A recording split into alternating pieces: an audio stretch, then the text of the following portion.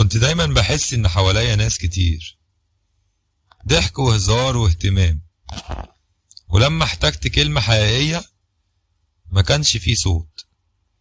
ابتديت افهم ان مش كل الناس حوالينا بتحبنا، في ناس حواليك علشان مصلحتهم معاك، ووقت ما المصلحة تخلص بيختفوا.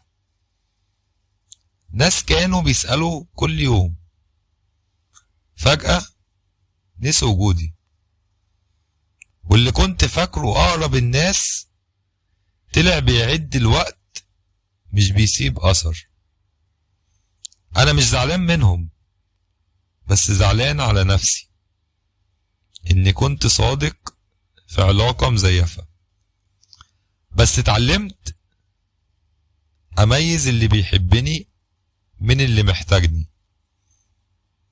بقت عيني تشوف اللي جاي علشاني واللي جاي علشان حاجة في ايدي، وانا بطلت ادي قلبي بسرعة وبطلت افرح بأي قرب. دلوقتي دايرة حياتي صغرت، بس بقت اصدق وبقت اربح بكتير.